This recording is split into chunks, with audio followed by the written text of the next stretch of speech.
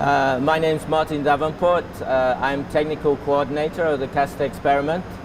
I started at the end of 2002. I was asked by Konstantin Ziutas, the Professor Ziutas, to work as a technical coordinator, and I think I was influenced by his enthusiasm for the detection of axions to take up his offer. I must admit, when I first joined, I thought axions were really very much exotic and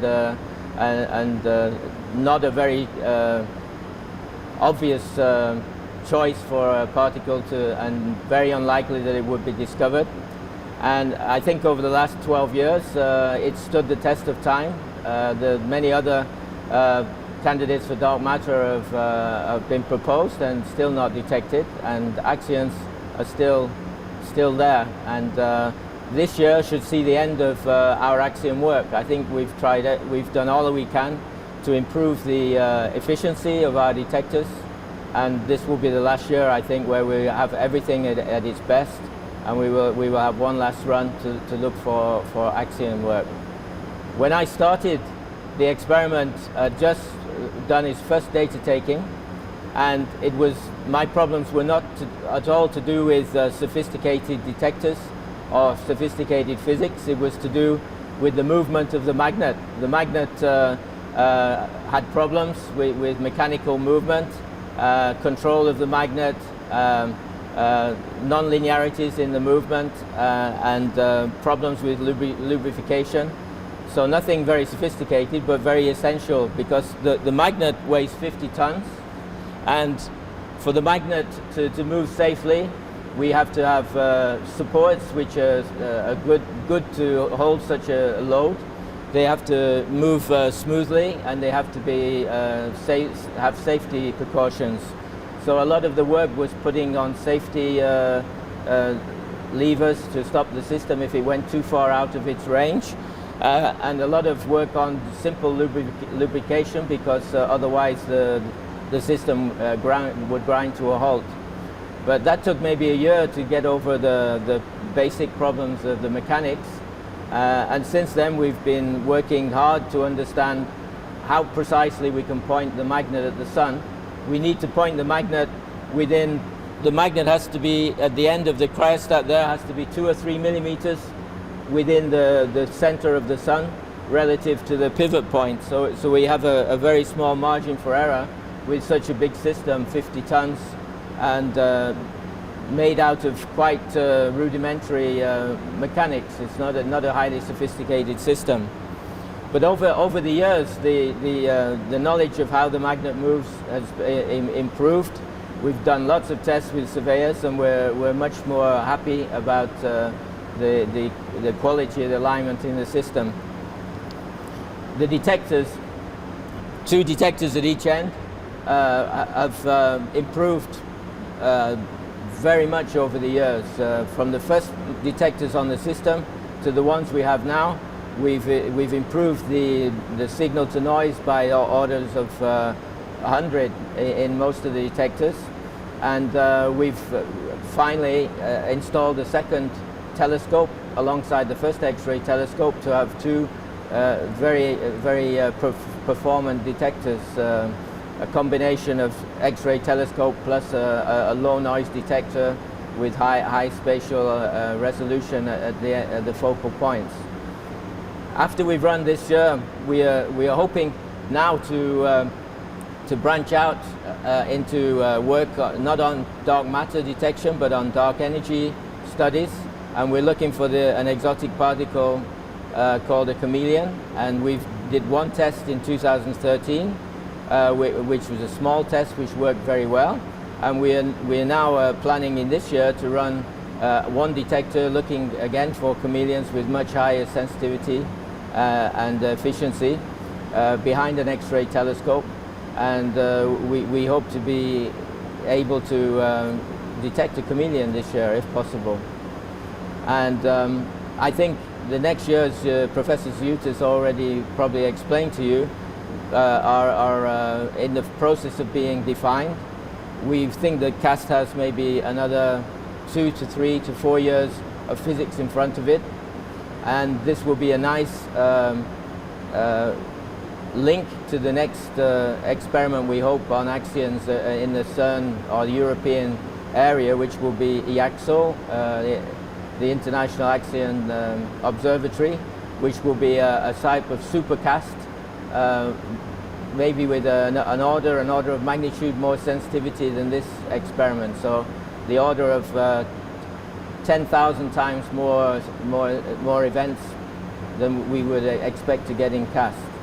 And for that will be a really long-term project, maybe starting in 2020 and working for 5 to 10 years.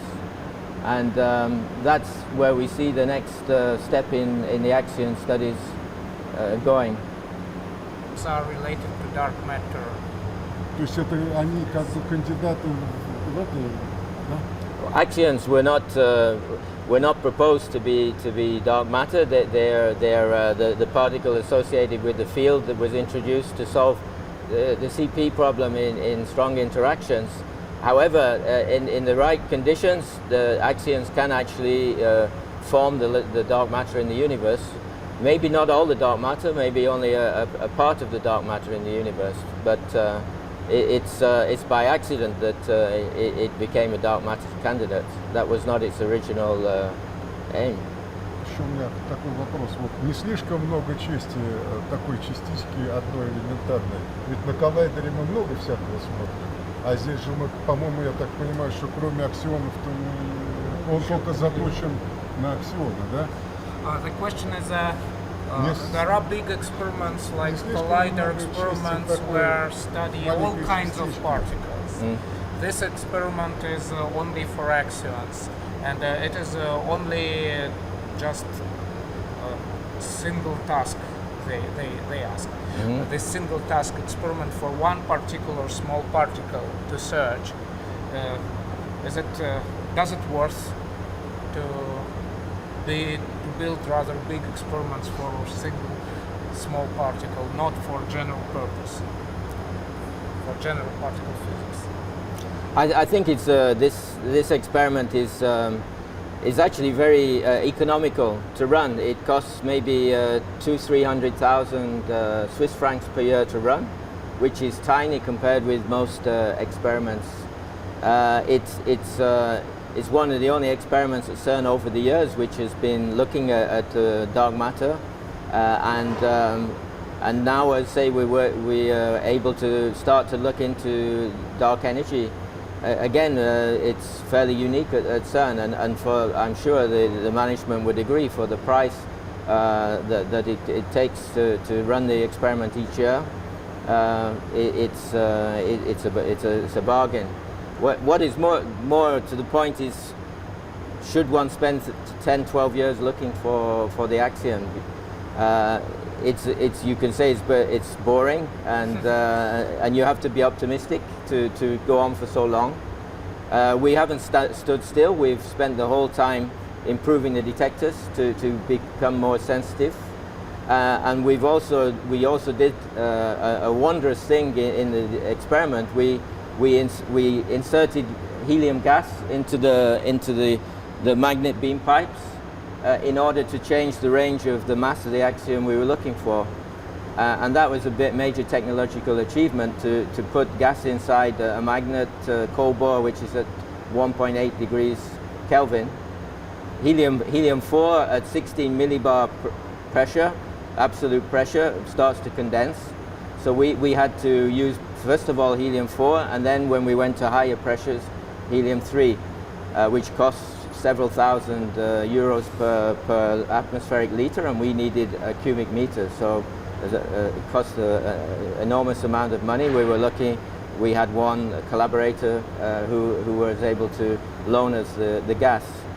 But then you collected it and returned? Yes, we collected it and returned it to Livermore, yes. But during the time we were putting in the gas, we would put in a very small quantity, and we would shift the mass that we were sensitive to in the experiment from a low mass to a slightly higher mass. The next day we would put in another small amount of gas in with the original amount, and we would move the mass a little bit further up the sensitivity. And we did this maybe 1,000 times, and it took 5 or 6 years, and this was a great motivator, because each day could have been the day we chose the right amount of density of the gas inside to tune to the mass of the axion. And I think this was the major feature to keep the interest in CAS running over the last 6-7 years, is being able to, each day was a new possibility. Now we've removed the gas from the cobalt, we've sent it back to the owners, and we're back in with vacuum everywhere.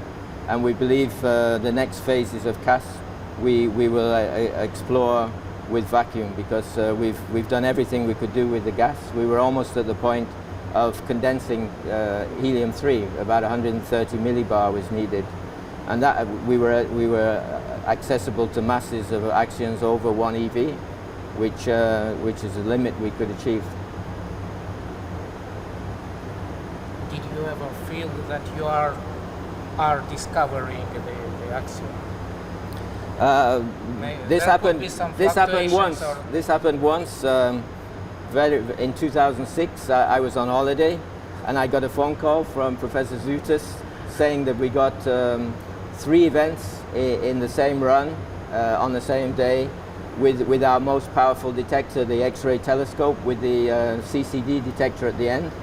And the normal expected count rate is 0.25 counts per hour, and we got 3 counts in 1 hour. And that's not beyond the statistical possibility, but it's unlikely. Maybe 1 in 1,000 times you would have that. But we then everyone was very excited. We ran again the next day. We moved already the pressure before we got the results.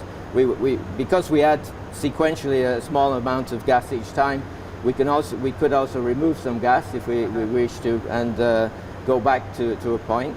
And we spent 2 to 3 weeks in the region looking at the same pressure, at the same or very small distances from the same pressure, to look. But after 2 to 3 weeks, we concluded that it was a statistical fluctuation. Yeah. And in fact, before we took all the gas out of the cobores of the experiment, we went once again back to that region.